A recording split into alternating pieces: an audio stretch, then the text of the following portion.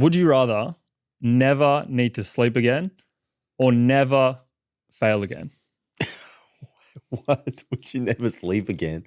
Never fail again? You never need to sleep again or you never ever fail again. Would you ever need to sleep again? Or? No, you can't sleep. Oh, you 24 can't hours sleep a day. again? Yeah, it's not like you need. Oh, okay. You don't get to choose to sleep.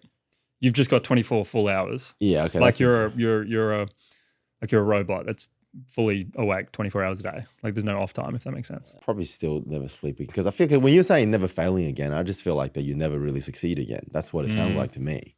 Yeah, it's like you're playing life on easy mode to some degree. Yeah. Well, because there is no satisfaction in success, isn't it? It's like almost like playing a game, like on easy mode. Yeah, like when you're younger and you play like PlayStation or something, it's not fun. And you do all the cheat codes in like GTA, it's brain dead, and all of a sudden you can just dominate everything. It's fun for like 5 minutes. You need a bit of pushback in life as well. Like failing is part of the process and something that's actually enjoyable. Like if you knew you were going to succeed, it would never ever be nearly as fun. Yeah, as if you thought there was some sort of risk. Of course. Yeah, it's not the failing itself is not fun, but it's almost like it's almost like saying you can't do another rep in the gym again. Because doing the rep itself is probably not the fun part. Yeah, right. So if you set a goal of getting mega jacked or really strong and you knew you were going to get there, it wouldn't be nearly as fun. It wouldn't be as fun to set a goal. Like, why would you? Okay, what's the point of setting a goal if you know that you only set a goal because there's a possible chance that you may not achieve it, right? Yeah. Or it'll be really fun if you achieved it. But if you say you never fail again, it's like, what's the point of setting any goal? Because you'll just get everything. Right? It's interesting because I do think a lot of people set goals that are metric and success based, and getting there is something that they think will provide them with fulfillment. Yeah. Whereas in this context, that's contrary to that, because if you do want to incorporate failure in your life, that necessarily means that success isn't the goal, but it's actually the process. Yes. Yeah, it's having stuff isn't fun. It's getting stuff that's fun. So you set a metric. I think the fact that people set a metric is a good thing because you have to define what that is. If you don't set a metric, it's like, I want to look good. All right, well, define that because you could change that as a cop-out if you wanted to. But if you define a metric, I think that metric itself doesn't matter. Whether it be I want to weigh this much, I want to live this much, I want to make this much money, I want to do this. That doesn't matter. As long as there's a chance of you failing at it, therefore that you have to work hard at it to get it. That's what makes it fun. Why do you think people are so afraid of failing? Probably the public humiliation. Nobody cares about failing at a game, right? If you're playing by yourself, if playing Diablo or something. Yeah, you just reset. Yeah, reset and go. Yeah. I mean, it's but you don't fear it. You don't go like, oh man, this is so bad. But if you're playing in front of like 1 million people, that's probably different. And if that's like the way you make a living. Yeah. Okay. So, isn't that the worst fear? Like public humiliation, like failing in front of public. I don't want to commit to a goal and say that I want to commit to a goal, and everybody knows. Yeah. And then if I don't get it, I look like an idiot. And it's the same thing as why I don't want to try so hard or something. Because if you try so hard something in public and you fail, and then you must suck. Like you played basketball when you were younger. You know when you just make a bad play and you're like, God damn it. It's not because like you're not mad at yourself. You just feel like you let your team down. Yeah. And that's normally what happened. Yeah. So I suppose that's the same concept when you try to go after something. It's the fear of what are people going to say and what are people going to think. All right. And I think a lot of the time people aren't even really thinking about you that much. Yeah. Yeah. So it's a little bit of a trope. And I think it's a mental game that you can get caught up in thinking that, all right, whatever I'm going to do, people are always going to be watching or people are always going to be thinking about me. Like I don't think anyone's that special that people are thinking about you 24/7. No. If that makes sense. Probably after 5 minutes. Yeah. Yeah. So that's why, recently I was listening to a Peterson podcast. Yeah. The anxiety is directly linked with the amount of time that you think about yourself. That's literally the definition of self-consciousness, right? Yeah. Okay. So the more often somebody thinks about themselves or refer to me, the more likely they are to be anxious. Okay. So if you go, it's not about me, that's why in a social environment, the easiest way to take away anxiousness is to think about how to make the other person feel comfortable. Okay. If you think about how do I look at this period of time, what are they thinking of me? That's like that's the anxiousness. But if you focus on like how do I have a conversation to make the other person comfortable. So that's like inward versus outward perspective. Yeah. Yeah. Well, that is, I suppose maybe that's a way to overcome that fear of failure. Yeah. Is to project yourself out into the world Like, what can I go and achieve, or what can I go and try at, Yeah. as opposed to what is myself either succeeding or failing going to mean for me, if that makes sense. Yeah. Like, what is my success, or what is me trying actually going to impact the world? How is that going to benefit other people, as opposed to just purely inward natured perspective? That's right. Yeah. I think as long as that need or the want is greater than the fear itself, I don't think you should take it away, because that's the fun part. Like the fear of failing. Humiliation in front of other people, isn't that the fun part? I mean, everyone's been humiliated in public in some way or another. Unless if you haven't done that, means you probably haven't succeeded in public too. Okay. And it's also so you never really competed in anything. That's a pretty sad life. Yeah, you need to own your failures and your successes at the same time. Yeah.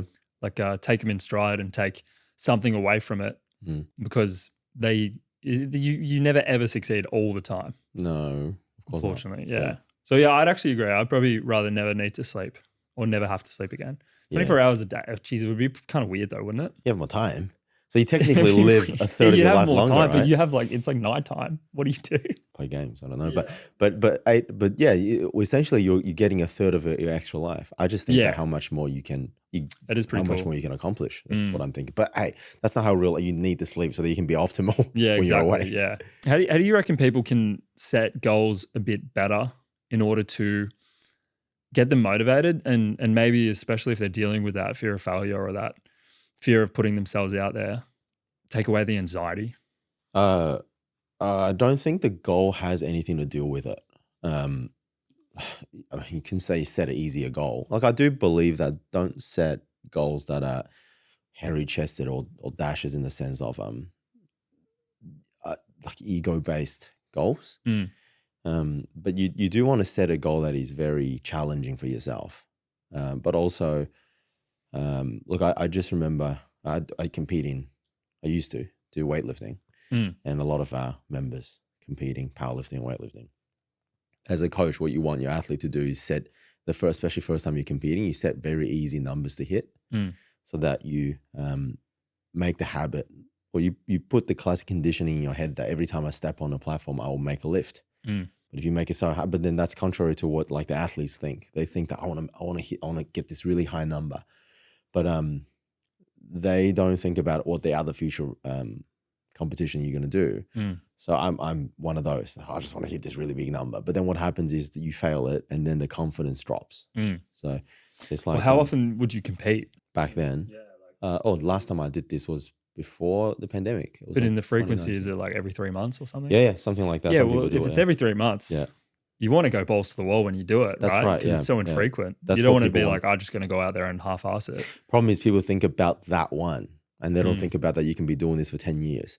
So it's true. Yeah, the long term. That's right. So if you go and the chances are, if you go and set some goals that are very easy to hit, that you almost feel like that, man, I should have set harder ones, and you hit all of them. So we say that if you make every lift, you get excited about the next competition, and you want to set it a little bit higher than that. And your coach is actually always pushing you down a little bit so that you get that excitement. But if you hit something that's too hard, it's like that.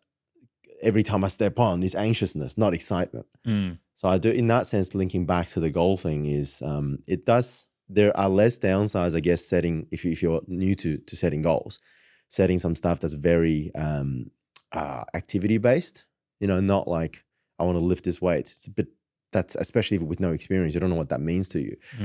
Practically, you can say, I want to come to the gym X amount of times. And then one after another, a failure to you is not as devastating. Because you've in your record, you've made 10 goals. You failed one. That's okay. The next chances are next time I'm going to make it. It's a numbers game at that point. Yes. If you set it so hard, I guess you just fall flat on your face too hard. You might feel a little harder to get up. So that's probably the only thing I think it matters when you're setting goals. But I mean, that is still a mind over matter thing. Like sometimes you're going to set a goal that's a bit too hard. But I think it's it's the process of setting that and getting to that goal. That's what matters the most.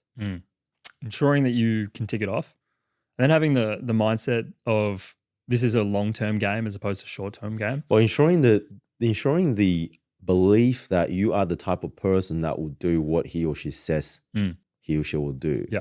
That's the purpose. Okay, so then it couldn't be something that is out of your control then, to some degree, because like you said, you set action goals like going to the gym as opposed to going and trying to lift 300 kilograms on the It's deadlift. an easier way to start, but I don't think that's unrealistic if you're just going to be setting goals all activity based for the rest of your life. Because then, not always. I mean, in the short term. in the short, I think if it's new to you, I think you definitely probably should have some activity based goals. Like when we're doing this podcast, forget how many subscribers and likes we're going to hit. Just do, like you said, do 100 episodes, and then see what we do. So that's for beginning. I think that's the thing. Like on that story on personal goals, I just remember my first ever goals. How old were you? Like the ones that I remember properly, I was 18 or 19. I think I read either 7 Habits of Highly Effective People for the first time or something, and I wrote 5 or 6 goals on a. I put it on like a magnet board. Oh yeah. One of them was buy a particular car, of which was actually the first one that I ticked off. Second one was I didn't really know how to set goals back then. So some of them weren't very smart, specific, measurable, and all of that. Yeah. One of them is I think is to compete in a sport at a national level, and another one might have been start a business or do a successful business. Off the time, I think that's all I said, but I didn't define it. Yeah, you weren't. So somewhere along the way, I changed that too. You had a motivation or an inclination to do that. Yes. Yeah. Yeah. Okay. And then, and I think somewhere along the way I changed that too. We'll start a business that's making $1 million in sales. And then there is one that I actually still haven't ticked off, which is make a slam dunk mixtape. This is when I was 18. So that's I'm literally my point is I don't achieve every goal. It's a goal that I've set because back then growing up playing basketball, I'm like 5'8", 5'9" on a good day. So me dunking is like I got pretty close, and I think I could do it.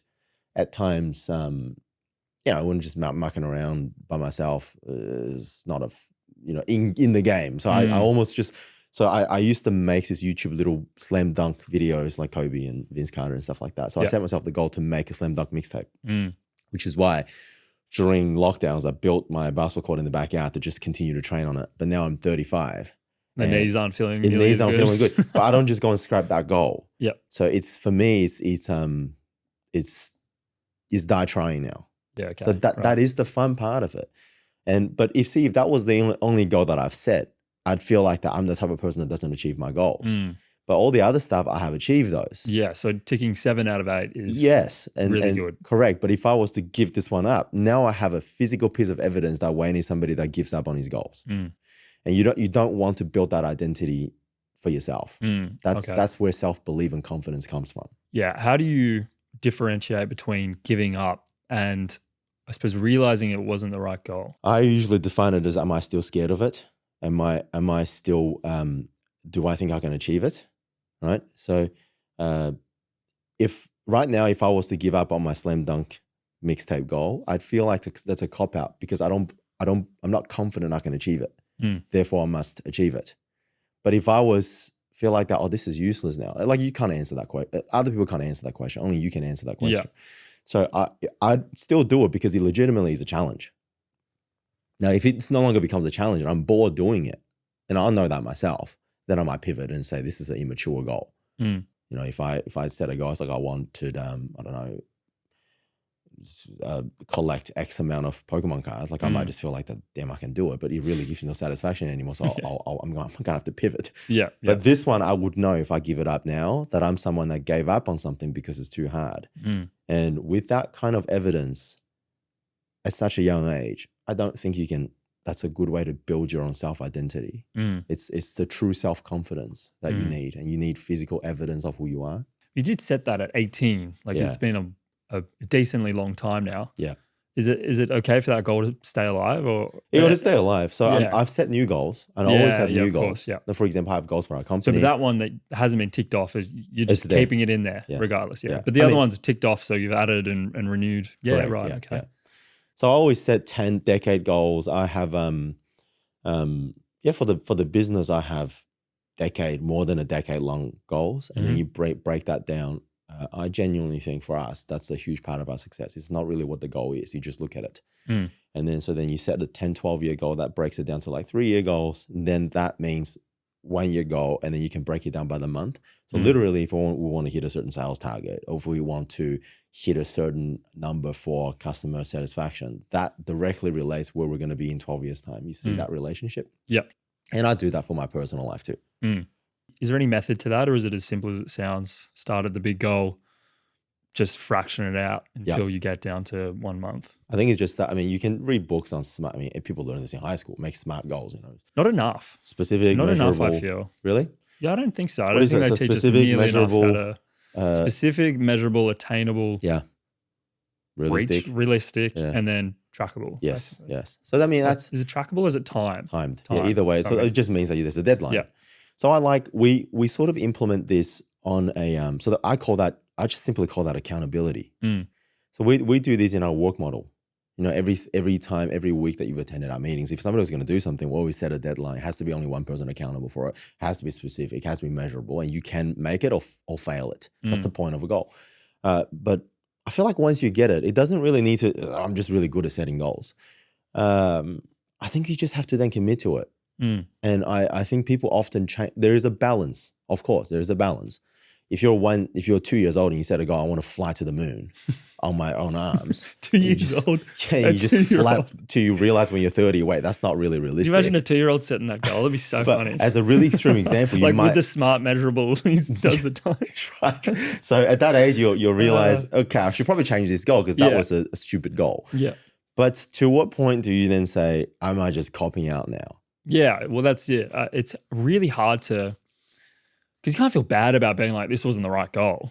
Like, because we can't act as if we have a infinite amount of time here on earth. We have finite measures. So at some point, if you go, this wasn't the right thing for me, but it's really difficult to know, are you just giving up on it, or is this not something you actually really want to go towards? I think it's just a life is, at the end of the day, comes to balance. And what you just said there is it's openness and creativity and flexibility to rigid, focused determination.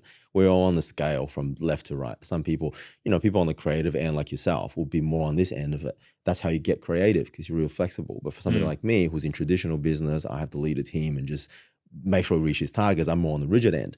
So I think it's really good to have people in a team on I don't think it can be radical extremes, but have on both ends of the spectrum. That's true. I do like the goals you set at 18 though. They seem like a very 18-year-old goal list. Yeah. Car, business, not sure what. Yeah. Money. Yeah. Basketball mixtape. That's pretty cool. I think mine was along the same lines. Like, I knew I wanted to venture into my own stuff. Wasn't exactly sure what. But set similar goals like financial. It was either a car. I think I wanted a specific car. And then it was like athletic goals as well. Yeah. So yeah, that's pretty cool. I suppose that's career, physical, and I suppose mental to some degree. Yeah, I honestly think it doesn't, because when I did set them, some of them, I think when I first started the set of business goals, be a world-class entrepreneur, it might have been what I wrote down. Yeah. But a couple of years along the way and you get older, you sort of like, what the hell is this? I mean, just reword it. So then you start, so what I mean is like, if you shoot for the stars, you land on the moon. So I think the goal being bad, it doesn't really matter as much as people think. I actually set the same goal. Really? I set be like, it was either world class or like top tier or the best in my industry. Yeah, so the intent is there, right? That's pretty crazy actually, now I think about it. So I guess it tells you, right, a lot of people actually set goals. Not a lot of people achieve them. So it's not the goal that's the problem. It's true. Is it?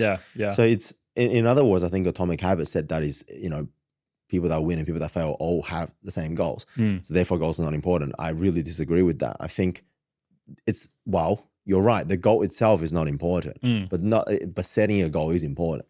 Yeah. Because the people that never achieve. People who achieve goals, like it's the saying like, not every racist is Texan, but everyone in Texas is racist or something like that. Do you know what I mean? I don't know if I've worded that right, but it's the same thing. It's like not everyone who achieves a goal not everyone who has a goal achieves them, but everyone who achieves a goal has set them. Let me rephrase that. It's not that actually, that means I do agree with that statement. It's not the goal that's important. It's, I think if you take it as it's not the goal that's important in a way that it's not about setting goals, then you've mistaken that.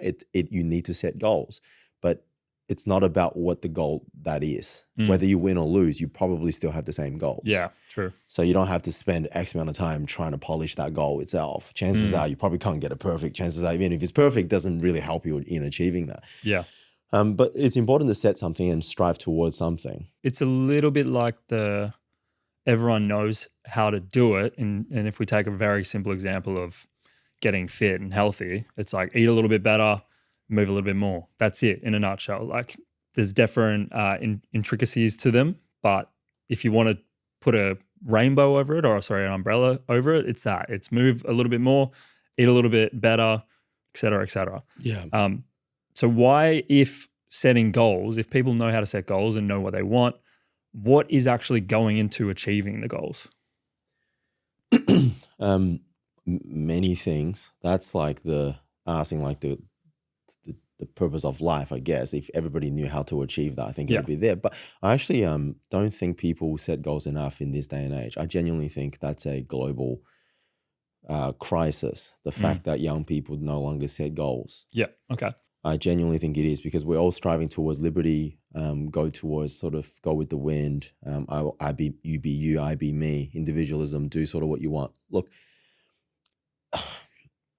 I don't want to, like, without being too philosophical, like the problem with this is that, like, you think that liberty and freedom is its own thing, but too much of that becomes chaotic, and then chaos then turns into like turmoil, and then turns into like usually a tyrant, then puts into the order, then it goes directly, then becomes the opposite. Hence why that Jocko's book, Discipline Equals Freedom. So we all have the responsibility to keep ourselves disciplined. And that's what I think responsibility and accountability is. So we have to be able to set certain goals on what is good or bad in life, so you can orient your life that way. And subconsciously, everything you do is towards that direction. But if you like Alice in Wonderland, if you don't know where you're going, then doesn't matter which way you turn. So you kind of need some sort of a goal to orient yourself. Hence why I think there is a balance to it. Obviously, it's not like you can be an extreme in everything. Without being extreme, I do think that if this is the middle, we're a little bit towards this side at the moment, especially in the younger generation. I do think that it's okay to fail. I think we should glorify a little bit on trying something and the glory of failing, but at least I'm in the arena. At least I know what failure tastes like. Yeah. And not the people that's in the spectators judging me, because you don't know what victory nor failure tastes like. So that's, I think, the honor that's not really talked about. Back then we had superhero, 300 Gladiator. I grew up as a boy watching these things. Now there is very few movies like that, even the idols that we can look up to. I mean, the previous, the Nelson Mandelas and the Muhammad Alis. I don't remember the last person that we looked up to because of good morals and good characters. I mean, now we look up to intelligence, to practical reasons, to the lack of substance things, physical belongings, not so much of belief systems anymore. So I do think I wouldn't be able to live like that. If I had a lack of belief and a lack of character to orient myself, I'd feel lost. A little bit like the hero's journey, like that is the goal. Yeah. So I want to, so that's it. For example, I can say, I want to be a glorious person like Leonardo's, what's the guy's name in 300? I've never seen the movie. It's crazy. Well, you need to go and watch that. So I do, yeah. Because it's a true I story. love like Gladiator and stuff. Yeah, so fine. But I want to be a honorable person like that. That's not a smart goal, right? That's not specific. But that itself at least is an aim, so that you can orient every other decision in your life towards. So even something like that, I think it's okay. As long as you have something like an idol, a figure, a number, a goal, an image, that itself, it means that it'll pull every other aspect of your life towards that direction.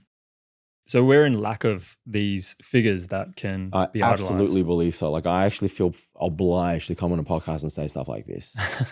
I just think that is, practical things I tell. And the people that lack these things, the younger generation, I hope I'm not sounding like a old head for saying this, but I'm 35, but a lot of our staff members are in their 20s. And when a manager goes towards a 20-year-old and say, if you let me go and make a plan for you for your next year. Here's what I think. If you did this, this, and this is what I can provide you for the next year or two. That is life-changing for a young person. The idea of being able to work towards something, and nobody knows that's going to happen for real. Nobody knows if you're going to hit these targets. Nobody knows if you're going to even decide to find a new interest. But it's a point of having one. And that itself orients them. And the funny thing is, like, it takes me to tell the manager, you got to go and do this, because they don't know what they're lacking. And when the manager does that, they all of a sudden feel a sense of certainty that I'm walking towards something. But it's the young person themselves that actually don't realize they need this. So they go from distraction to distraction to distraction. What are some values that you would like to see implemented more in people's lives? It's a combination of, I'll give two maybe. Depends on if you're A type person or B type person. So they're going to be different. That has to be different. Yeah. I think conflict you don't is reckon there's increasing. going to be a universal, No. like these are some values that people should aspire to? No? Really? Absolutely not, no. Like honesty and integrity or something like that? Not necessarily, no. I actually don't think so. Because balance is really I think the essence to everything. You know, anybody that's an extreme at something, that's a radical, it's, at least in our society, we can't mutually live like that. You know, it takes a little bit of compromise from either end. So I think that if, and this goes the same with friendships, relationships, and politics, you have to have the democracy is based on compromise. So you cannot be an extreme in everything. So I do feel like that there's been an increase in conflict from, you know, either I'm the goal-oriented, masculine male figure, or I'm the freedom, human rights thing. I mean, no one is going to disagree that what I just said don't have good qualities. If you ask anybody, no one's going to agree that they don't have their own qualities, good qualities. Problem is that once you put these two together, they just want to tear each other apart. And I don't just mean top politics, but there are personalities and there are things that you're interested in. If you're a gym person, you probably are going to have a certain view towards somebody that have the opposite interest to you. I actually think that's a problem. So for the person that is on this side of it, I think that empathy is one thing. You have to understand there's a reason why somebody feels the opposite way. And for the other side of it, I would also say that responsibility is for the other side. That it's not about you. It's not about your freedom and what you want to do in life. It's what life expects of you. It's what you can do for others, what you can do for the world. So I think if both take a little bit of that advice, we can be a little more united and a little less divided, I guess, with the world views at the moment. It's hard to do with a world that's very polarizing and likely to become more and more polarizing. Yep. So what people don't understand is like, okay, 30% of the people on one end might not seem like much, but if you keep going towards that end, the middle is going to be a minority. Then what happens is people in the middle are going to seem like weak for not picking a side. Yeah, right. Then they're going to have to pick a side. And then now we're at war, conflict with each other. And I think everyone agrees that war is probably best to be avoided. That's a common ground. But I think conflict doesn't help with the current state at the moment. What would your, have you thought about it as well as a primary question, your values? Yeah. Have you put some time and effort into it? Correct. I would probably say I have more time and thought put in towards training those values. Are you referring to the corgi? Yes. Can you take me through the corgi? I'd love to hear more about the corgi. All right. So the training day values, if the members are watching this, they probably know more of it than the public because we sometimes on our stories play with this, but like a corgi toy, like a plush toy. Really, really comfortable. Yeah. So people don't know where the origin of that is because that spells out our values. It's actually not spelled corgis. Corgi starts with a C, right? So it's not spelled out like that. Spelled with a K, It's spelled with a K. Yeah. So the training day values are, so the corgis spelled Korgie. Okay, so corgi. It just happened to rhyme with similar to corgi, so we bought a corgi plush toy for our symbol. So every single staff member that is inducted into training, they would have to be assessed based on these values, and we'll continuously assess on that. If we at any time feel like there's a negative value, that is clearly not a good fit for the team, and they shouldn't even want to be on the team. So what these values are: K stands for kindness. Yep. O stands for optimism. R is, some people might argue, it's a skill. I'll go into later on why I put this in here. But R stands for resourcefulness. And G stands for growth-minded. And I stands for integrity. Yep. And last one, E stands for effort. Okay, gotcha. Okay. So the E is at the end. I purposely put it at the end because it's silent. And if you remove the E, it still sounds like corgi. In the symbol that you cannot put effort in doing things and work a 9 to 5, you still work a 9 to 5. That E is something very often forgotten and not noticed, but doesn't mean that you should not do it. Gotcha, yeah. So that's the reason why E is at the end. But so these values came about when I was confused about the business during the pandemic. Yeah. Because if somebody asked me what training they stood for, I couldn't really tell you at that time. I knew sort of what I wanted out of it, but I couldn't tell you what it was. So I think why values are important, they're kind of like your unspoken inner laws. So as a person, you'd know that not everything there is no instruction to life, right? Like you go, if my goal is this, when you're faced with this adversity, you do this, and when you do this, you do that. If there was a operating manual like that, we'd all be successful. Problem is that there is no instruction when you come into crossroads, especially if you grow up in life without much support, right? So your values kind of tell you that, all right, does this conflict or does this align with my values? And then you make a decision based on that. So with companies, the same thing. So we're not sure whether this is the right or the wrong thing to do because we've never experienced this. How does this line up with our values? Whether it be a person, whether it be a decision, whether it be a program we're trying to implement. So I asked everybody that was in the company at the time, in the team at the time, that if they were to clone a particular person, what would they be? And then they'd name the names. You know, myself will be named a few times. I said, not just me, but any other employees that has been or are in the business now. And then I asked them what particular values would be cloned. And then I get these 30, 40 different values. Then you sort of narrow them down. And then you can't And a lot of them probably sound like the same thing. They double up. Yeah. And then for example, there is I particularly like positivity over optimism. So if it was up to me. It'd be Kopke. Yeah. If it was up to me, Kopke. I would have put in positivity. But there's a reason why we didn't put in positivity over optimism, because I think somebody actually gave me that feedback during the pandemic. I was like destroyed on the inside. But when I was doing this, when I was trying to motivate the team, I came across very positive. Okay. So I was like, hey guys, it's okay. We'll come out of this and things are going to be better. But what I didn't understand was everybody else was struggling at the time, and my positivity came across as insensitive. Right, yeah. Because I didn't go and pat him on the head and sort of give him empathy. And this obviously feedback came from a particularly empathetic team member. Then I thought, right, I never thought positivity would come across that way. So I changed it to optimism, because optimism, by my definition, is understanding the hardships or acknowledging the hardships, but still committing to a better outcome.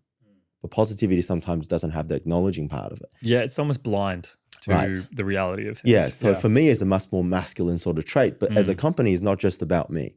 So if teams felt some sort of a way about that word, I can't put it in because they are as much of a part of this team as I am. So that's how the values of the companies were made. And once that's something very important, and I think it's something that shouldn't be made in an hour or two. I think it takes some solid time in reflection to understand what that is. And the key thing is you don't want to be changing that. Yeah. And everything that you do sort of just goes with this set of values. And with that, you can set goals. Does that align with the corgi? With that, you can hire the right people. It's crazy the minutia of words and how much they can change based on minor differences in definitions. Even if it's just a personal, like how do people feel about a certain word? Yeah.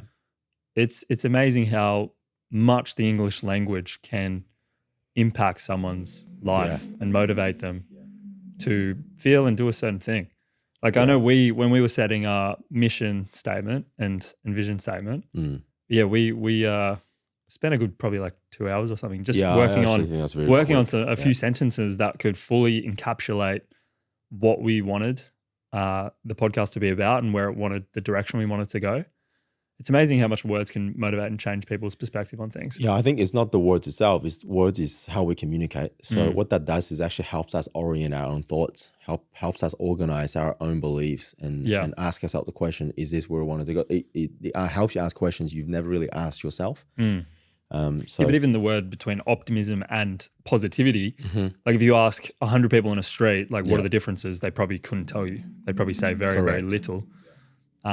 But to specific team going through a certain thing at the time, someone coming across as positive, stamped insensitive, as opposed to being optimistic about the future, Mhm. because there's a difference. Like to be negative about the future as opposed to pessimistic about the future seems like a very, very far apart thing. Mhm. Similar to optimistic, it's almost like you're viewing now as something that's to get past for a better future.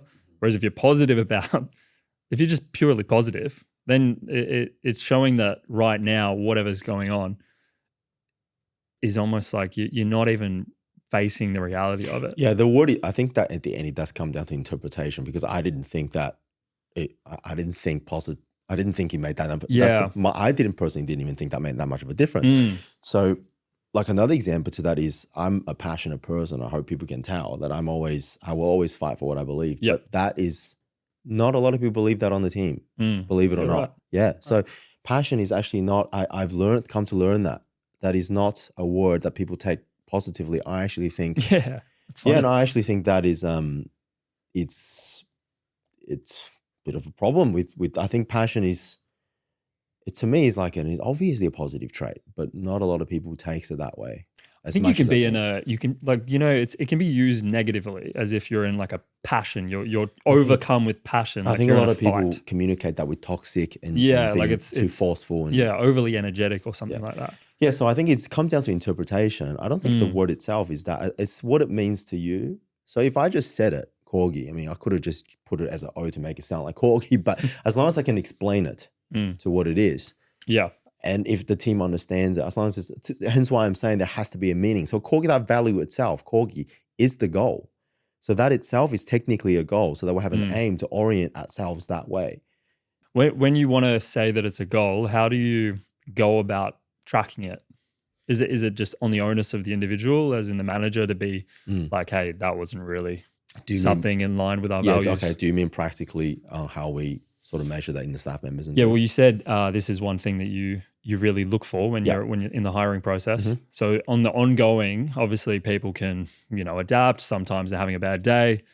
How do you really identify, especially when it's just words and definitions? It's not like a metrics thing. At the end, it's probably not a crystal cut clinical way of doing it. It's just the guiding line. Yeah, so we do have so interviewing process, for example, we do have certain questions that I've constructed that measures what I think is this value.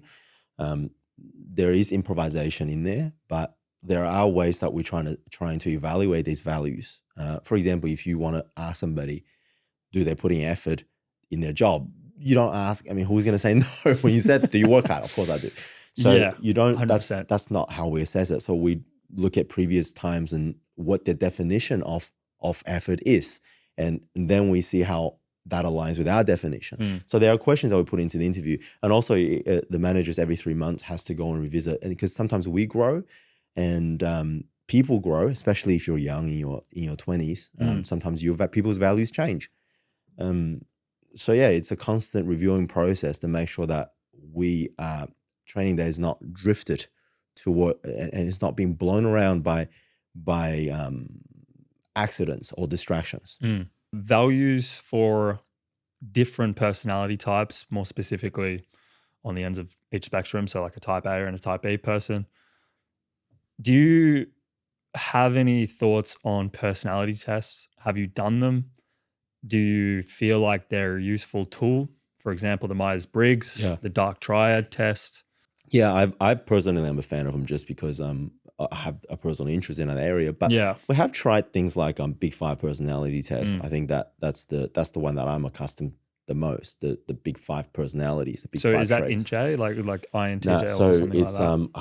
How does that one go? What it spells out, but yes, conscientiousness, openness to experience, extroversion. Right. Yeah. The I think that should be the main one: extroversion and neuroticism, and the last one is what He's like agreeableness. Yeah, So gotcha. these are the 5 things. Look, I think in these days in high up corporates, there is a question of ethical behavior, whether you rule or rule people out based on these personality traits. Yeah. I don't believe that's right. I think all you're trying to assess is, are they a good team fit? Because if they're not a good team fit, they won't like working here anyway. And they won't know that at the time of them applying for the job. So if you did it ethically, I think is the right thing to do. But it's more so that I don't think we're at the scale where we need to be that clinical on these things yet. So we don't use them that I suppose often, I don't more mean in an interviewing sense, but just in a personal sense, like for individuals to utilize, like if they're really trying to figure out like, who am I? Because a lot of the time some self-awareness can be lacking. Okay. These tests can help guide you where you kind of want to go. I know in don't high think you school need a we test did for these that. type of tests. Yeah, I don't think you You necessarily don't need reckon? You just need to sit down, have a think. your manager should be able, a good manager should be able to tell you that. What if you don't have it? What if you're just 18, you're not even in the workforce? You don't even know what direction you want to go in. Then I think that they're probably too young to even understand what this test is for anyways. You reckon? Yeah, they need to go and understand themselves, because if that lack of awareness, but when I was 18, I knew I was a determined person. Yeah. So I didn't have to know the definition of conscientiousness, but I knew what I wanted to be. So I think if somebody's struggling what they're wanting to be, this test itself is not going to help them with anything, because then they're just going to be like, I want to be this. Yeah, okay. And then it becomes like this skewed view. Yeah. I think this is, I just think so you can do Myers-Briggs, you can do Big Five personality, you can do the DISC model. Like there are all these different models. The point of it is, it's the definition, it doesn't really matter, but it's how we categorize. Some people even use star signs and bloody, and blood tests, blood type to assess people, right? So it really doesn't matter what that test is. I can tell you on the team, which leader has what trait that I appreciate the most. And I can tell you, I'm a conscientious and extroversion type. People probably tell on the podcast, but I'm not very agreeable and I'm not very high in openness to experience. But, Kat is very high in openness to experience. But in contrast, a lot of these people actually are not as conscientious. You can't be that conscientious while being that flexible at the same time. So then you have to assess what roles you should put them in.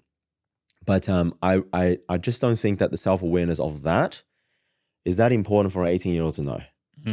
Because chances are, if you have a strong suit, the organization that you work for and other people should be able to pick that up. They're able to tell you. I do think it's important to probably just have a conversation with a friend to just maybe ask them what your good and bad traits are. Yeah, but I suppose that is a method to identifying that. So instead of doing a clinical psychological test to narrow down your personality type, especially something so that can be kind of confusing, I suppose. Like, then it is important. If you get given a sequence of numbers, like the Myers-Briggs does, then you're just like, I don't even know what that means. Yeah, and then you go like, it's like doing an IQ test, or you just want to know that are or like the spiritual. When you look up your star sign and it tells you all the good things about you. And you're like, yeah, that's awesome. Like you do the personality test, you just go like, I am driven, I am hardcore, but also you're forgetting about the part where it says like you're neurotic. You're actually like you need to work on some things. Yes. Yeah. So I think in saying that, I think the self-awareness needs to be there. You need to understand what it is that you add to the world, and on contrast, what it is that you are not high in, because it's the two ends of the same stick. And then what do you do when you figure that out? Do you push more into what you're inclined towards, or do you think traits are, flexible to some degree that you can implement ones that you're not so strong at, you can develop them? Do people like change over time, or are they usually more set in to what they are? I don't know whether, I do think people can develop over time and make their weak traits stronger. But from my personal perspective on a team environment, I would suggest people just to strengthen their, double down on their strengths, but they have to be aware of their weaknesses to the point where they can work with the team. So for example, if you're somebody that is very creative, which means that you are very openness to experience, and then you happen to have a lack in, say, conscientiousness. So you might miss some things. You might need a lot of people to double check your work because you might make a lot of mistakes. You're probably not as punctual. You forget things. Then what you would have to do is let the team know, guys, I would say, I will do this. could somebody please double check my work for me afterwards?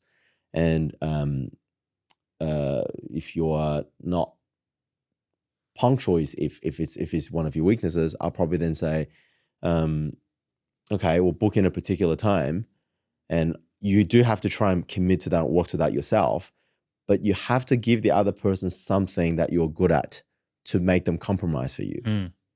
You know? Yeah. So that was kind of a vague answer, but it's kind of like you have to understand that people are compromising you for your weaknesses, and you're not entitled to it. People are paying for this. So that means that you have to be giving something in return. So I think that mutual understanding, it's able to work together. Like me, you definitely don't want to put me in something that is in a pure creative sense, because I can be a bit too rigid. If another team member who's very creative and does something, I definitely want to make sure that somebody conscientious and proofreads his or her work. True. So Yeah. as long as you know that as a team, you don't want to take away their creativeness, because then that's the strength. You sort of compromise for that. But you can't be mean about it. You can't be like, well, the hell with you guys. You can't be like that. You got to be like, guys, I'm sorry I made a lot of mistakes, but I reckon I also got a lot of zingers in here too. So that's sort of like how you work with the team, I feel like. Right. Okay. Let's imagine for a second that there's a person starting at square one, not sure what their age is, but they've got all the things that you would imagine would help them move towards success. So they're disciplined, motivated, they have goals, but they have one thing separating themselves from square one to square 10, and that is they're just not sure how to get good at what they want to go for. How would you recommend someone to get good at whatever the hell they have set as a goal? I genuinely feel like that if you are willing to do the repetitions, that doesn't need to be a question. So that question simply becomes a matter of impatience. So it's just time. So yeah, I suppose you could simplify it as much as possible, because obviously I feel like the gym's a perfect encapsulation of life at some degree. You go in, you do the reps, you come back a week later, you're a little bit stronger, you do more reps, you come back a week later, et cetera, on and on. Yeah. So it is just really the reps. So when someone's disciplined, like, is there anything else? Like if you go back over the course of the last 10 years of starting the business to where you are now, is there anything that you would say, I wish I implemented earlier that helped you get better at what you were doing? Oh, there will be plenty, because when you sort of learn, oh, damn it, like I didn't know this one thing made this much of a difference.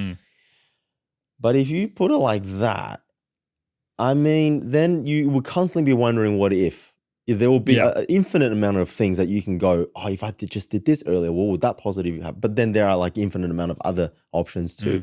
So yeah, there are absolutely many of these. But then and it comes down to the thing where you can't regret anything, because you won't know what problems you would have encountered otherwise.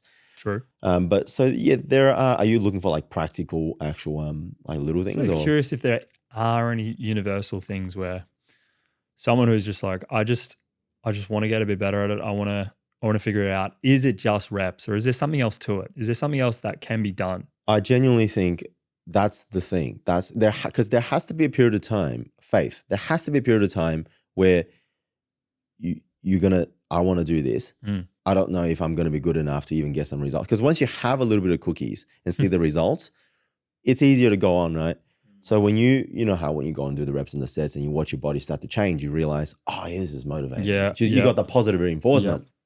Now, that length, it depends on what it is you're trying to do, what your physical genetics are. That length of whether you see that progress might be longer or shorter. But what's for sure is that there has to be a period before you get that positive reinforcement. Yeah. It's almost like somebody comes in and be like, I want to lose 20 kilos, but I want to lose it first and then I'll do the work. But you have to do it to get there. It might be a month, it might be a year. So unfortunately for you, if it's a year, then you just have to work for a little bit harder without reward to do it. Yeah. But what we do know for a fact is that there is definitely going to be the work that comes before the result. Therefore, that if there is one thing, it would be not to be discouraged for the lack of results. So have that in the forefront of your mind as you're going through it. Yeah, it's like your podcast on your channel. Sorry, no, your YouTube for your channel. it took, I don't know, like 5-6 years for it to really pick up, right? Yeah. And like before that, it was like minimal. It's not like it's no progress, but it's very minimal progress. And then the progress really happened, after 5-6 years. Yeah. So, but for somebody else, that period might be 5-6 months or 50 years, right? But what's guaranteed is everybody has had that period. And I think that that's a mystery, and that's the beauty of life is you don't know how long that period is. Somebody could pick up in 5 months and then suddenly drop off again, and somebody could pick up in 10 years and then be on your merry way. So that's the sort of having an optimistic view on life and commit to it, even though I don't know the outcome. So if people want a guarantee for it, you're just not going to get a guarantee. Well, yeah, never a guarantee. Yeah. But I suppose just something to get a bit better at. It more become better is what I would be trying to get at. Because for me, like trying to knock at the door of something for a few years to only finally have it open is a long knocking process. Well, for you then, for a lot of people, 5-6 years to get any kind of significant traction is a long period. I mean, for me, even that's a long period of time. Similar, actually, for first year, 5 years in business, I paid to work. But if you told me that in the beginning, I don't think I would have. That would You put me wouldn't off. have gone into it, yeah. Yeah. Okay. So the same with you, because if somebody told you you'd be doing 5 years for nothing, I don't know what your answer would be. But I actually rationalized it like that. So really, that wasn't a bother to me.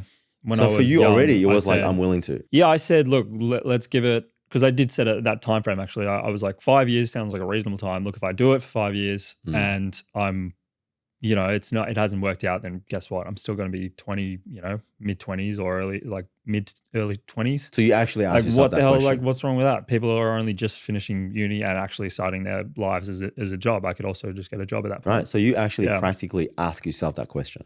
Yeah, I just thought, and it kind of brings me back to the passion conversation we had on a previous episode. But I do think passion plays a role, because I was passionate in the sense of I had a very large burning desire to help people. And so that is what passionately drove me. But then the discipline to do the work to get that outcome of my passion, which was the delivery of helping people, using content and fitness as a conduit for that. That is how I fueled that passion. It's almost as if a sports person playing the game of basketball is passionate about winning, but to get to the win, they have to do the work. They have to be disciplined and they have to drive themselves. Yeah. And then so it is that to some degree. They just gave me an idea. I mean, for one episode, what I need to do, we need to reverse this. I need to actually interview you on because a lot of people, I don't think I'm on. Let's go. Yeah, we've never done that on Let's this. Let's go right now. No. Because we can, but my questions might be a bit off. Yeah, but we'll we actually need to I think that'll be really, because I'll be pretty interested in like your actual. What did you think? Because it was a surprise to me that you actually asked yourself that question. Because when you're saying that, I'm asking myself, did I ask myself that question? So I don't think I would ask myself like, oh wait, if you make nothing for 5 years, would you still do it? I think at some point I'd be like, in my head, I'll be thinking, I'm gonna die for this. Like I will just do. I don't think I would ask myself the practical question. What if it's 5 years? What if it's 10 years? I don't think I would ask that. It's more so that if I make nothing out of this, I'd still be doing this. A lot of younger kids ask me, because I anyhow, like I'm not going to get on the stories how a lot of younger kids end up talking to me, but a lot of 18-year-olds asking me like, Wayne, what's I want to get into this. I want to get into content photography. What do you think is the best way to make money? And I come across this advice that I give to these younger people all the time. That's, I reckon, instead of thinking what is the most money you can make from this, reverse it. If you had all the money in the world, what would you be doing? And if that's the stuff that you'll be doing, then you should be doing this. Yeah. Because then you actually be a chance of having the best at it. So my question was, if I had all the money in the world, I think I still would have done the gym thing because I just loved it. But you would have asked yourself, you sound like you asked yourself a very practical question on if I did this for 5 years, nothing happens, would I still do it? So that was how probably you have done it. So that I think it's really good for people to just find this common denominator. Oh, what was it? I just genuinely think that period of time of not promised anything is for sure. Yeah, no matter how long it is or short it is, it's something. But I will say that as well with you, I think you would have had a similar experience to me in this regard. But I quickly saw proof of concept. Like it wasn't long before I was either gaining traction or starting to earn some sort of income, regardless of how small it was. Like, let's say it was like $5. Mm-hmm. I know now that that's a proof of concept. So my next 5 years of working and is not going to lead nowhere. Similar to you, like I think the first day you opened the gym, right, you had 2 people sign up, or you had even the night of when you were building. So you're right? describing the literal reassurances of I'm doing something good. Doesn't matter how small it is. I'm moving in a direction that is, if you just go on basic principles, is likely to exponentially You're just grow. using the dollar thing as a number. Yeah, but it's dollar, it's but not also the $5. traction. Like you got people through the door. Mm-hmm. Like when you go, okay, everyone needs to earn You know what? some sort I of agree living. with this. So, Absolutely, yeah. So, and I feel like the goal of a lot of people is to do what they want in terms of like for work, like what they're passionate about. Yeah. And in order to do that, you have to make some sort of living out of it. Yeah. So is that so? Now that you say this, there are probably two significant of these rewards that I can remember, and it wasn't money related. Yeah. So if you're saying that, is that a factor to keep you going? Then I definitely think so, because I remember 2 particular cases. Reassurances you made. Yes. Yeah. So one, and it was a feedback from a couple of members. I remember particularly there was one case where, and it's nothing to do with how good of a job I was doing at the time. I just thought, I think just they saw how hard I was working. And I was describing to this older lady on how much I love this. And I think she came back with, there was standing right outside the gym, and we just had a chat, and she was like, Wayne, I hope you make so much money from this. I hope you become so successful. And that made me feel like, oh, so you think I deserve to be kind of thing? Like that, did give me that, I didn't even care if I was making, it made me feel a little bit better, the fact that I wasn't making any money at the time. And then it was maybe a few months after was another similar case. Yeah. And one of the other members saw the passion, and then I think he said something like, man, can I pay you more? Like you should be charging more for this. I want to pay you more money just for what you said. And I didn't take his more money, but a part of me did feel like that, oh yes, that was a reassurance that perhaps I'm onto something. So I guess you do need some of these little reassurances along the way. Yeah. And the quicker the better as well, just to give you an idea that you're heading in the direction that is going somewhere. But would you say that thing, right, that reassurance, would you say that the need for that is also the reason why a lot of people don't end up getting what they want? You mean they never get the reassurance? Or No, like the crutch, the crutch of needing that. If I never had it, if I still don't have it now, and it's after 10 years, gee, that's a pretty thing. You have to question yourself. Yeah, like you're surely now at this stage reassured that you're doing the right thing, right? Yes. Yeah. But and then you got to define that reassurance on. Some people might look at this and be like, man, Wayne, you've been doing it for 10 years. You should have a lot more than this. You can still look at that and be like, that's not a big enough reassurance. Or some people can have the smallest reassurance and be like, one person said something was enough for you. But what I was saying is like, that's literally, I think, the reason why people don't pursue long enough, because they don't get enough of the reassurance. Yeah. Or they don't get the reassurance they want. So they just give up. But it's funny because we also, I mean, can I say that if I didn't have those reassurances that I just would have given up? I don't know. Probably not. Yeah, no, me neither.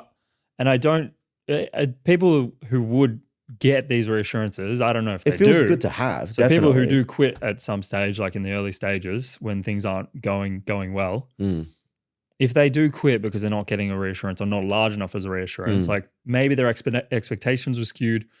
Maybe they're coming at it from a mindset of lack. I never viewed it as a lack. Like even if if I could help one person, I viewed that as a success.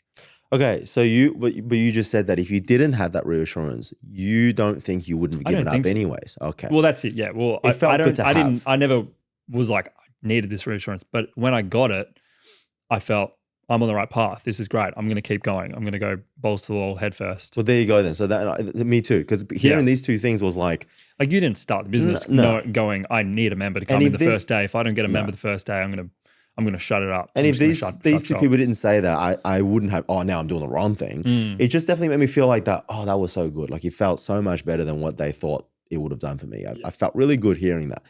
But if they didn't say it, I don't think it would have changed anything of what I've done. Mm. It's the belief that I'll eventually get one of these. But after 10 years, let's say for some ungodly known reason, not one member walked through the door. Yeah. Like you probably go, There has to be some sort of sense where, hey, you, if that's the case, mate, you're doing something wrong. Like, Yeah. There's got to be something that you can do better at. yeah, And sure. there's also a question of your own capabilities. Are you doing a good job? I think there's obviously a how-to aspect of it. I just think that that's not people that have the mental capacity to even listen to this podcast, to even click on the button to play it and get it hooked up to the car and watch the YouTube video. Yeah. They have enough intellectual abilities to know what's good and what's bad. Yeah. So I don't think that's what stops most people.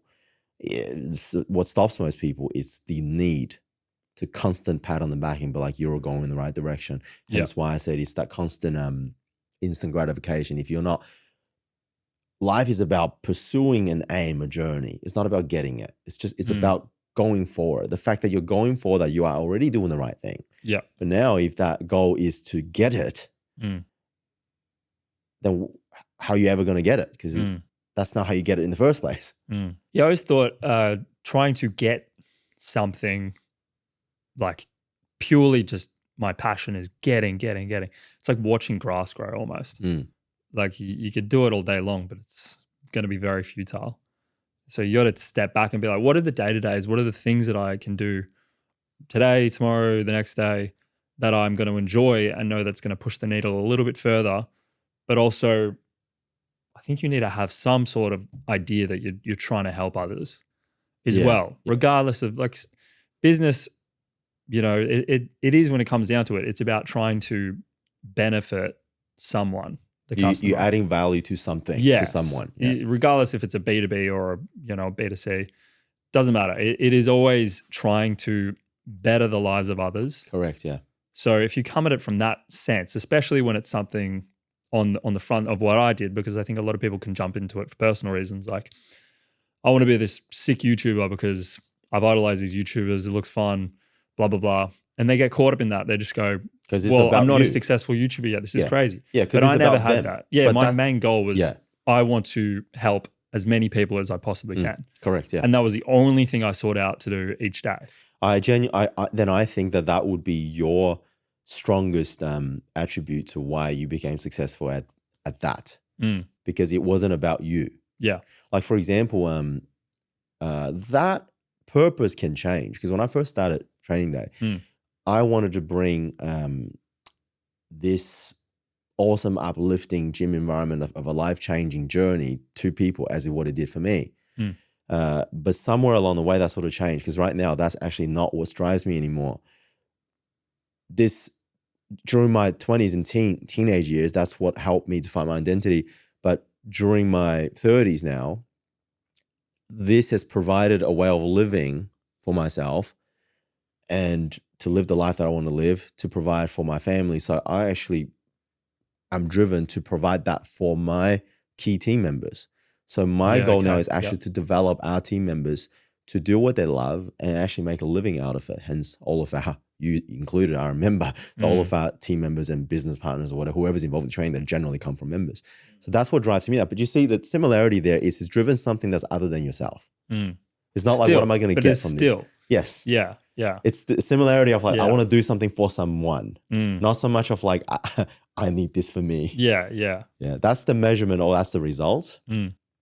But yeah, so I think it's a lot harder to fail in that sense. In doing that, you've kind of passed the obligation very rightly and very willingly from the receiving end of serving the customers to the team. Yeah. And thus you serve the team. Correct. So like things like, hopefully this is helpful for people. So in my mind, right, I don't know if it's the same for the most successful people in the world. I hope it is. What gives me the most fulfillment isn't when I go and buy a new house or buy a new car. It's actually, say, when Jerome bought a house, which was one of his life goals by 26, and Josh bought his dream car, and then I feel like I had something to do with that, like that, the fulfillment of it, and just little things that drive me. For example, I remember so many team members' dream cars. Like I know That's awesome. Josh wants an Aston Martin. Like and he wants to buy his mum an Aston Martin, for example. Whoa. I remember, like it's a life goal for his, but I remember these things. I know first time I met Sean, his dream car, because I like cars. But you see, it's always about other people. He wants a Porsche Taycan Turbo S. Like I know that particular model. So and then I started thinking in my head, gee, how much money do I have him to make that? Because so that's what he wants. I have to give him what he wants. And that's the way to get what everybody wants. So when I was to buy a new house, a new car, the biggest satisfaction is actually I get to motivate other people. So Josh tells me that when I had this Audi RS4, it was like a car that he really wanted when it was 2018. I let him drive it. I don't care. I always let people drive. If you like cars, go for it. Just a piece of metal, go and drive it. I agree with that.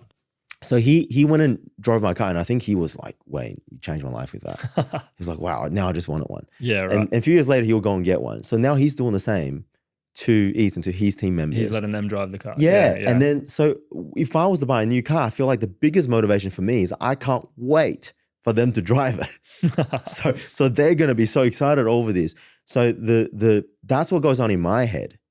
You know, whether it be if I bought a new house or something, I don't have kids yet, but at this point, I just want my mum to live in. It's always about other people. So that is always the key for my success. And it feels so good and fulfilling that you have added value to somebody else's life. Going more onto that, I think we're onto something here, because when I went to train at Scoresby the other day, like I don't see the staff members as often as I would before. And our this gap is getting bigger and bigger. I'm 35. And a lot of these staff members are like not even 20. Yep. Okay. So we're like almost a generation difference now. And when I went to Scorpius, it was one staff member I haven't seen for a very long time who hasn't been on the team for as long as some of the other ones. And I saw him. And the first thing that I think is like, I'm here for an hour. I'm going to do my training.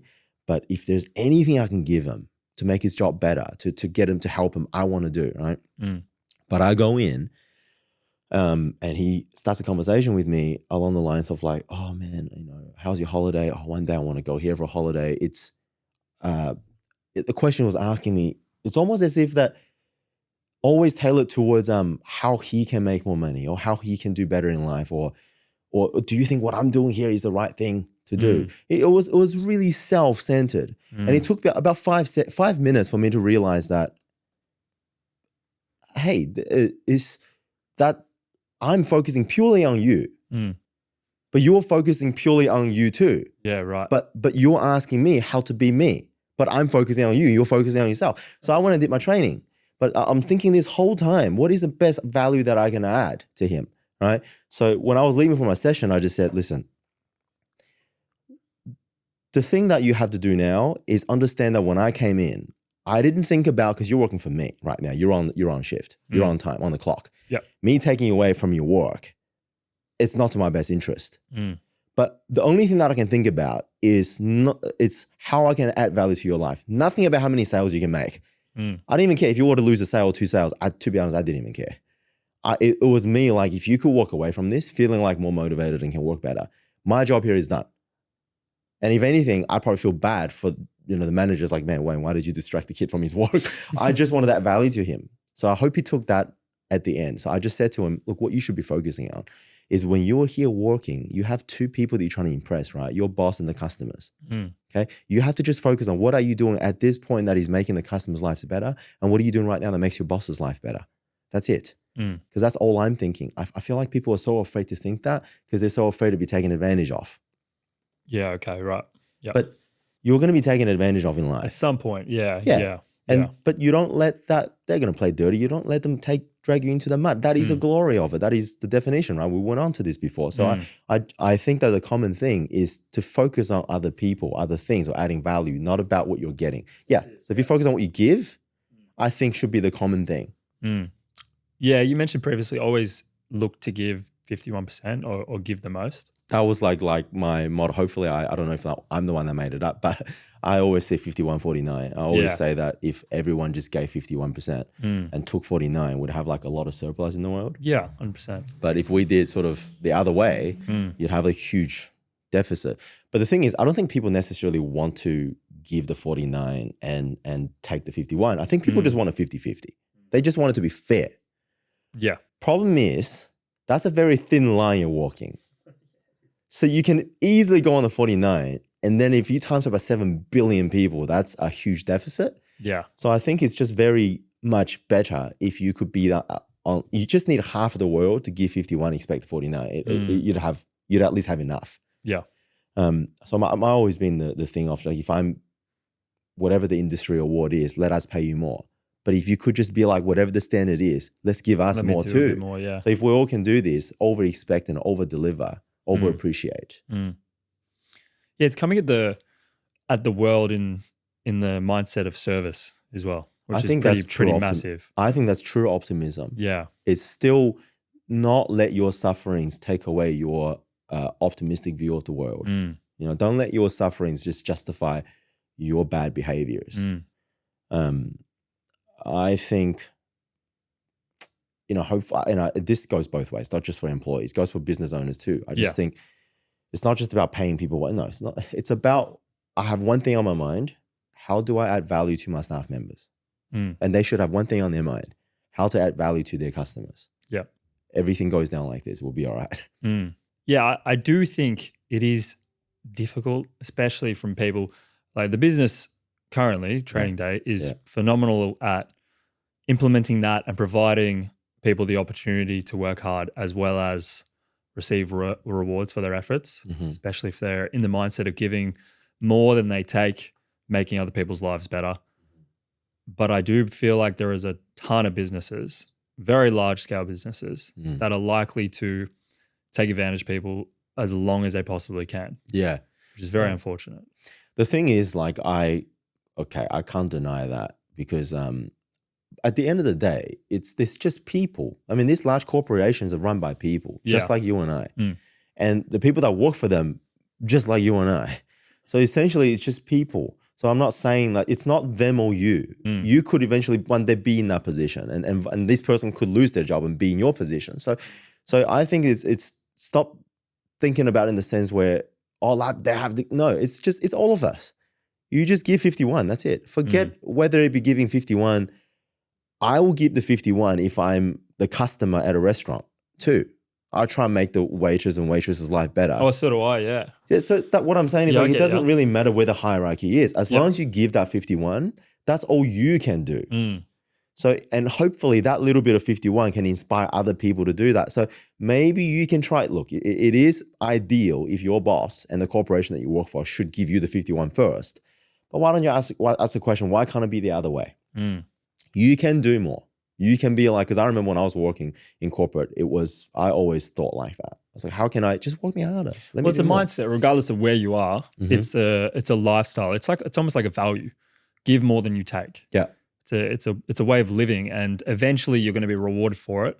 But yeah, if you get beat down, like you said, if people play dirty but don't let them drag you into the mud, that's amazing, because you shouldn't sacrifice your values based on where you work or based on the circumstances that you find yourself. Eventually the circumstances are going to be good, the stars are going to align, and that 51% that you're giving, you're going to see why you give it, because it's so powerful when you do. You help others.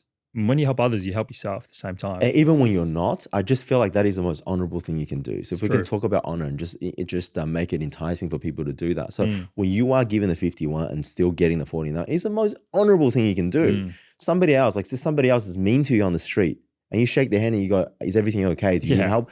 That is the most honorable thing you can do for someone. But when it happens to a lot of people, they end up reacting and giving the 50 back. But it's okay. Just let them, that if it's so honorable, then why aren't we doing it? So one thing that just drives me nuts is looking at the comment section of the social media posts these days. Yeah. On the most positive thing, people will complain. And there is like zero accountability. And it's like, I get it. People are hurting. And I think people in positions of power can do with more empathy, right? Problem is, there's always going to be people with less power. There's always going to be people that is on the bottom than the top. So it's really up to each individual person, let alone wherever you are on the freaking hierarchy, to give that 51. It's always going to feel like that you're being oppressed otherwise, because there's always going to be less people up top and more people down the bottom. So I think if those comment section, instead of saying like somebody could be just me, could be doing this, somebody will be in the comment section going, post this, when we get more viral, it'll be like, when you say that, but it's easier for him to say because he's got money. It just becomes like this. But like, man, you could easily say that same meaning of what they wanted to say. Why don't you just comment on, listen, this is all well and good, but could you give some advice on somebody that don't have that in that position just yet? That would just be a better way to say it. But that's your version of the 51. Yeah. You might want to just be pissed about this. I might accidentally have said the wrong thing. But you don't have to just punish the other person just to get even. So, because I'm trying to do good. I think if everyone just tries to give more value. Yeah.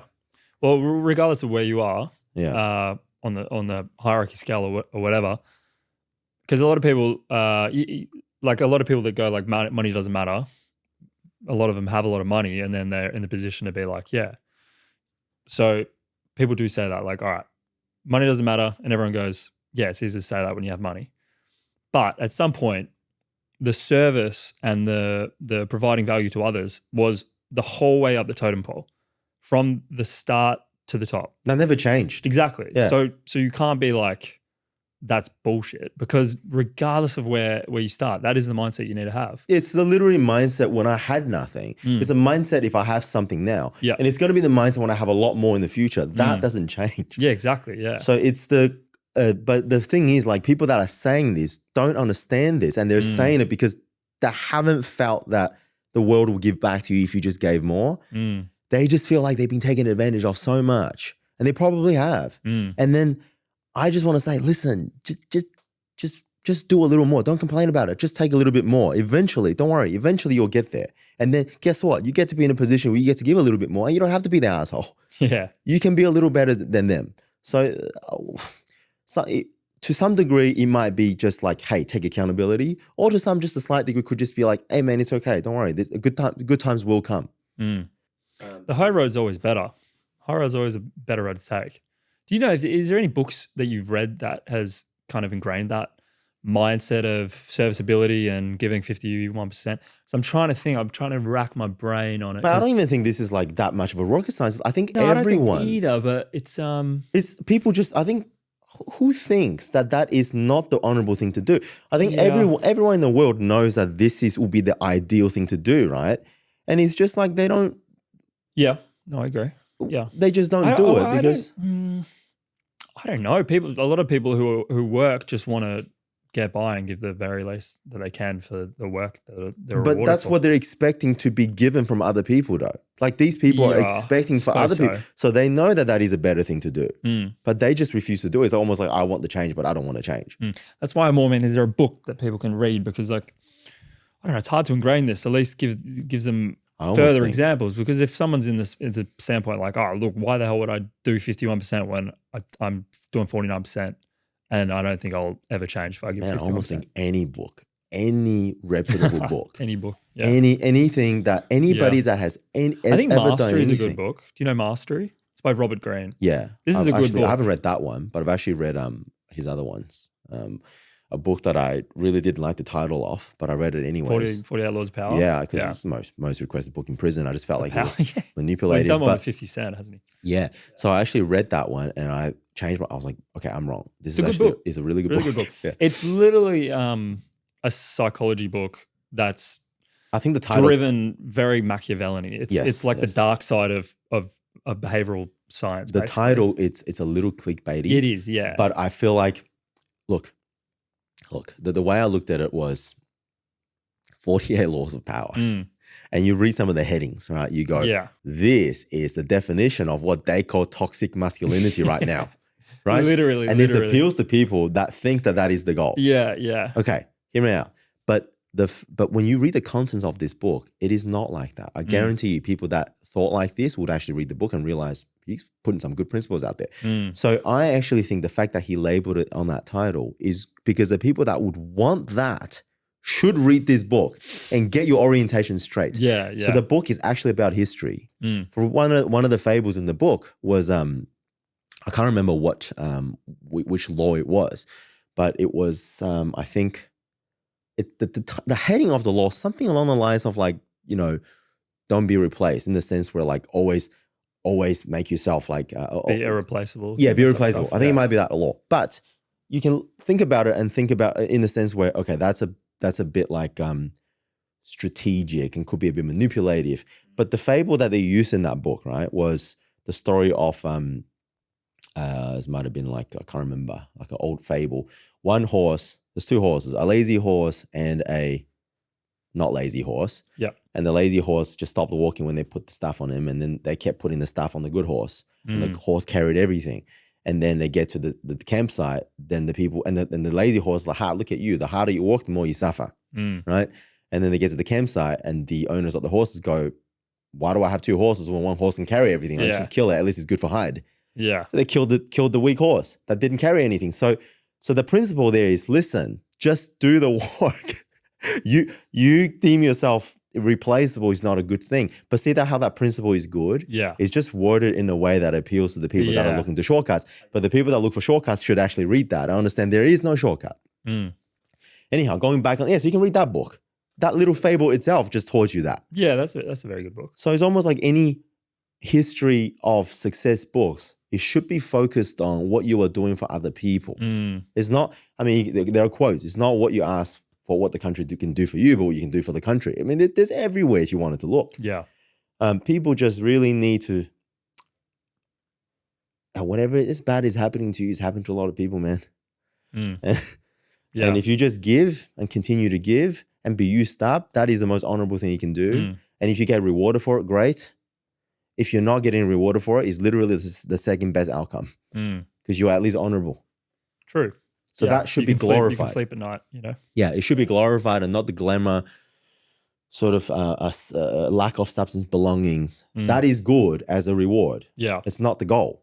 Yeah, I suppose there are many stories of hearing like ruthless business people that are, you know, cutthroat and rule with an iron fist, that type of stuff. And people might get caught up in that, but I think it's just misunderstood. Yeah. Well, they misunderstand that as the ruthless iron fist, but a lot of the time making tough decisions is a very, very honorable thing. And if you do it in an honorable way, I think it's just a view. I'm very optimistic and I believe that most people are good people. I will not change that view. I just think that most people, because I want it to be that way. Okay. I refuse to believe that there are business people out there that are ruling like that and are winning. I just refuse to, because if that was the case, that's not the world I want to live in. So I refuse to believe it. So I think people just need to believe, forget that, what you're seeing, if that's wrong what you're seeing, there's probably something you're not seeing. Just believe that is right. Because if it's wrong, why do you want to live anyways? What good is that going to do for you anyways? I just believe that all people that became successful has to have a reason. If it's not, then I don't really care. So that's sort of like my belief. I think that's true optimism, true wisdom, because you want that for a better outcome for other people. If that's the way to get successful, if you tell me the best outcome is I'm rich, successful, and I'm a good person. Second best outcome is that I'm not rich, I'm not successful, but I'm a good person. Yeah. The worst outcome is I'm rich, I'm successful, but I'm not a good person. So that's what I don't want to be. Yeah. Yeah, and then you ostracize yourself from the world, there's a risk of failure, and then you've been a dickhead along the way, and that's who wants to be good. that? Yeah, who wants to be the rich dick that just took advantage of people? Yeah, 100%. Yeah, there's enough of those people in the world, I'm sure. Yeah, but the thing is, like, I actually don't think I'm so optimistic that I don't think there are many of those people. Yeah, I doubt it either. I don't think it's as common as people probably I think there are more of these people than people think there are. Be a good person at the end of the day. That's it. Because no matter what, you could run into some stumbling blocks. You might not win, but you'll keep your morality intact. You know, I heard something from Ben Shapiro the other day on that. This is before the American election. And as strong of a Republican that Ben Shapiro is, I'm listening to this, right? And there's one thing that I thought was really good that he said, was that doesn't matter which party that you're voting for, okay? If they're telling you that the opposition party wins and the world ends, they're lying. Yeah. Because then what you're saying is that literally 50% of the world are evil is what you're saying. Yeah. If that's the case, that this is not a world that we want to live in. So even if the other opposition win, it's not the end of the world. It's not your preferred outcome, but they are still good people despite political beliefs. I think it's something really good, something coming from him. I was really happy to hear that. Is to take out the conflict a little bit. 100%. Well, it's just couldn't be truer. Couldn't be truer words. Like, I think people get caught up in that, in opposition and fights and thinking the other side is just terrible. Like everyone needs it's like the pitchforks and the bloody That's why the there's like an Olympics was analogy. created. Give people Why is that? so that is less Unity. So people right. want wars. People it's a part of our nature. Yeah. Go fight in the Olympics. And go sports. Like people think sports is like modern day correct. war. Mate, during that period, I've never seen a more united comment section on the Olympics. On social media. Olympics and stuff. Yeah, I was looking through the comments. I was like, wow, people were supportive because at least now it's USA versus China, right? So at least the American people were united. Oh, you mean, like the individual countries. I thought you meant as a world. No, as countries were like going to, because now their attention is on we're fighting. Yeah, exactly. They just want something to fight for. Yeah, nothing unites a country like a common enemy. Yes. Yeah. So then afterwards, I remember seeing a lot of the comments, all right, back to fighting each other now. So people really want something that they can hone their energy towards. So go to the gym. Seriously. Yeah. Go walk for a sport. Yeah. Go towards something. You're only just doing all of this stuff. There's nothing else that you're focusing on your energy towards. That's actually a law in that book, in the 48 Laws of Power. Is that? I think it's if you don't have an enemy, create one. Yes. Which is pretty funny. Yeah. Again, it's a very it's a very silly context. But so that sounds bad, right? Create your enemy could be like that people like from a gym setting or something like that, that people are lacking in fulfillment or lacking in purpose or lacking simply be a fatter version of myself. Yeah, okay, exactly. That's my enemy. I don't want to be that guy. Exactly, or that yeah. It doesn't have to be like someone. Yeah. It could be an idea or a concept. Yeah. The concept is to fight for something or fight against something. That's it, yeah. And here in the gym, you obviously are fighting for a goal, fighting against the you that you don't want to be. Yeah. So I just think everything comes back. I've for the past 10 years, I don't think there is one problem that I felt like wouldn't have been made better if you were to just train every day physically. And if you did that for yourself every day physically, you'd probably at least understand the benefit that you have mentally, reading as well and learning. I think it's all on the path of self-improvement. And it's focusing on doing the work, right?